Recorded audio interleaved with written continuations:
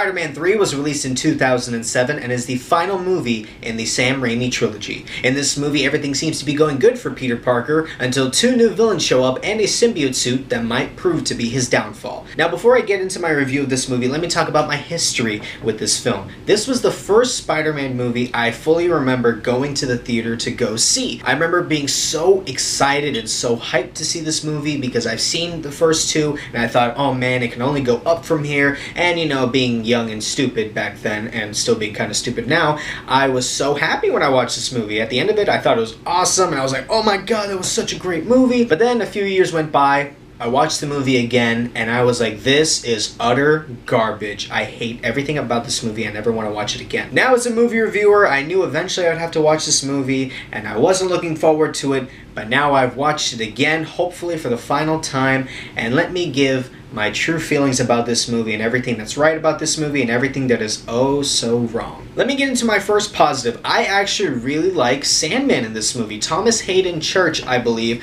played this role to perfection. You feel such sympathy for him because he's a runaway criminal who's just trying to steal money to save his daughter who's actually dying, but then he gets caught in this weird fusion reactor and then he ends up being completely made of sand and he tries to use that power to try and get all that money. Again, you feel such sympathy for him. You feel bad for him. I still like Dr. Octopus more as a sympathetic villain in the second movie. That's just because Dr. Octopus was played to such perfection by Molina. But still, Sandman was great in this movie. I loved watching him. In fact, he made the movie better every time he was on screen. His action scenes were actually really great. I mean, the CGI was probably the best it's ever been out of all three movies. And I mean, every time the action scenes included Sandman, it looked fantastic. Even for today's time, it still holds up, at least in my opinion. Another big positive for me is the look of the black suit Spider-Man. The symbiote suit looked awesome. I mean, as a kid, I was so hyped to see it, and even as an adult, I love the reveal of it, the music, the scene, how it's revealed, how he's upside down in New York. That's still such an iconic scene. It might still be my favorite live-action suit out of all the Spider-Man movies.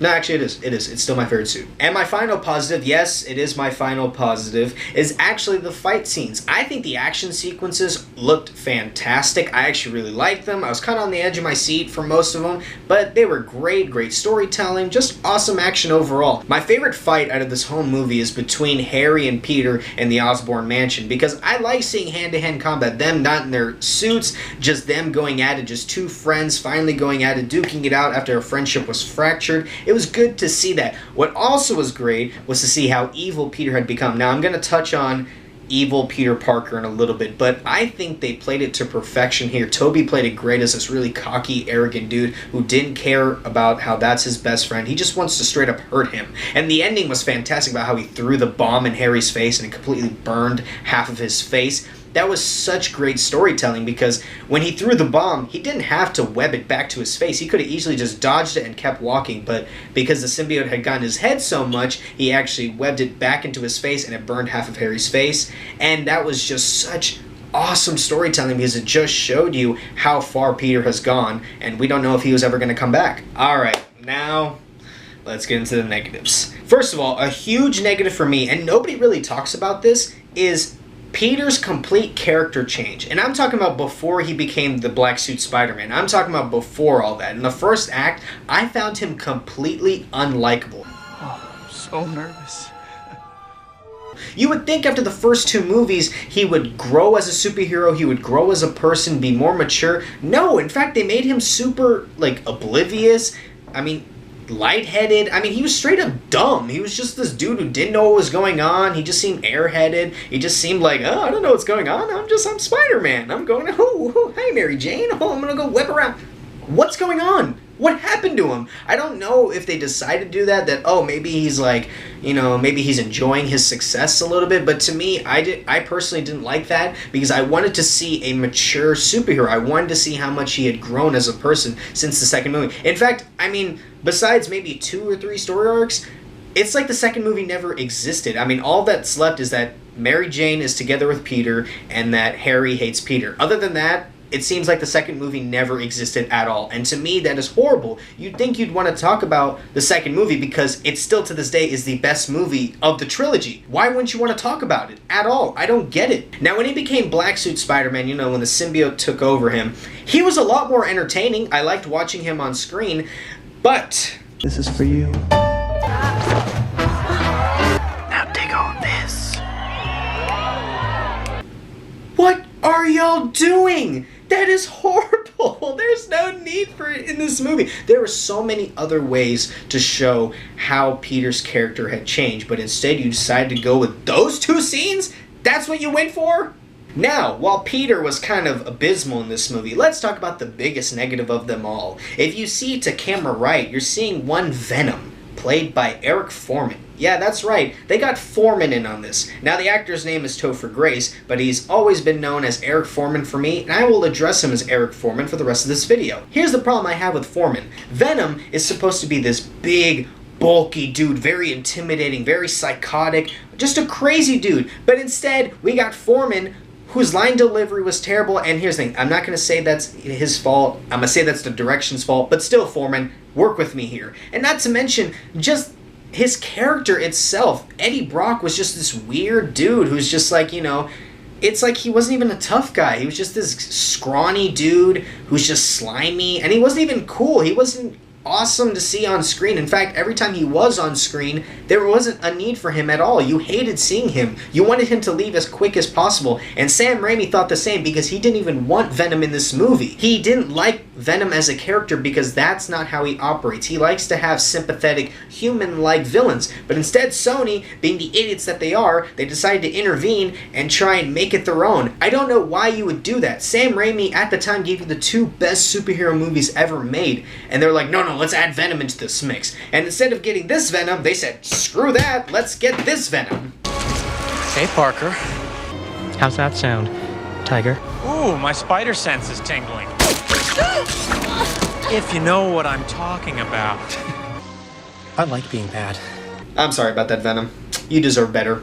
As did we. Another huge negative for me is how much they ruin characters. Take, for instance, Harry Osborn. I don't know what was going on with James Franco in this movie. He's actually a good actor. See, The Disaster Artist, for example. But in this, they made him a weird character. He's just smiling all the time, like, hey, buddy, how are you today? I know that face. So good. Strawberries. What was the direction of this? After he became the Goblin, he started smiling all weird and just acting weird, and this scene still makes no sense to me.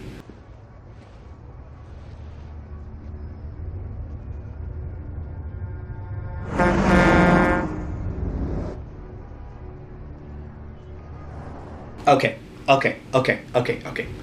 First of all, the Green Goblin can't teleport. That's not one of his powers. Realistically, what probably happened is when that bus passed by, he was probably just leaning against the nearest coffee shop wall. That way Peter couldn't see him. And I'm just imagining him standing there like, is he gone? Another huge negative for me is how quickly and efficiently they ruined the Harry versus Peter Parker storyline. Spider-Man 1 and 2 built it up to perfection, and Spider-Man 3, it was supposed to, deliver on finally, we're going to get Harry versus Peter. But instead, we get a really early fight, he loses his memory, and he doesn't gain it back till like what I'd say like an hour into the movie. He finally gets his memory back, and then we finally get another fight. Then we don't see Harry again, and then he shows up at the final act of the movie, and he somehow is a good guy again, and then he dies.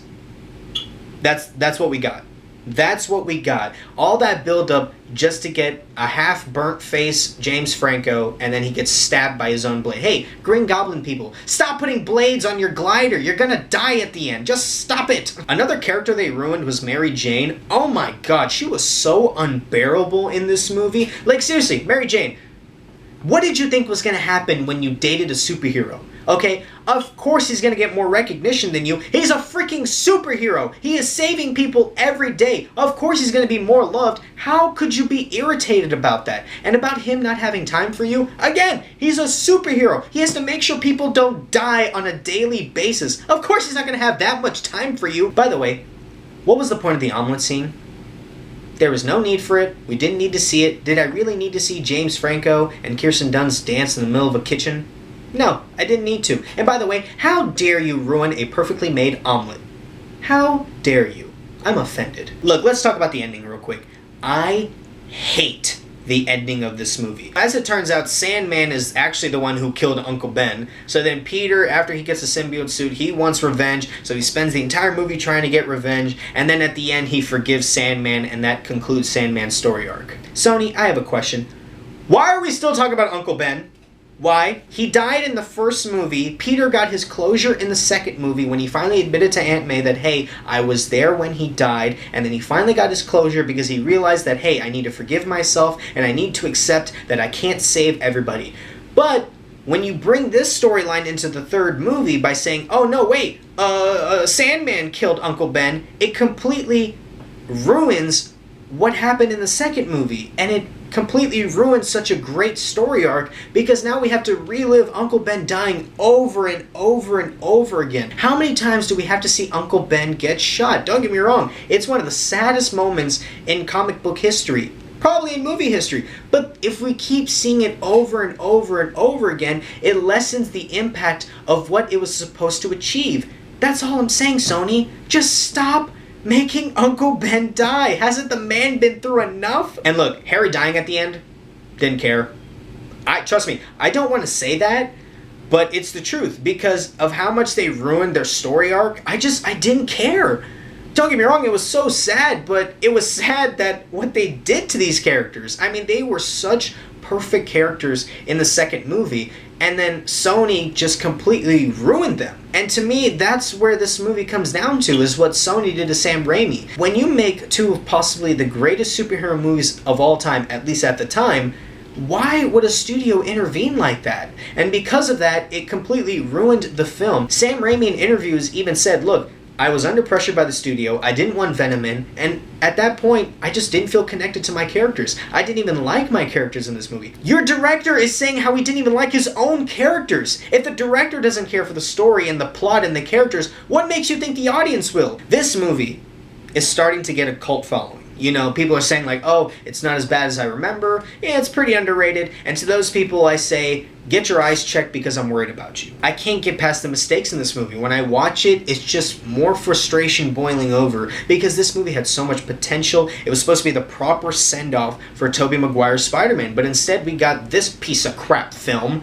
and I just can't believe that this was the last movie we ever saw as Tobey Maguire as Spider-Man. I still can't believe it to this day because he was such an important part of our childhoods that it's almost sad, you know? As a kid, when I watched it, I was just angry at how bad the movie was, but now as an adult, I'm sad.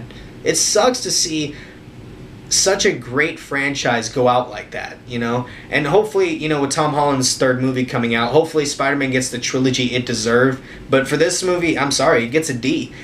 I can't get past the frustrations of this movie. It's just not a good movie, guys. I'm sorry. Get out. Gonna cry? Trust me, I wanted to give it a higher grade, but I just can't. I just can't.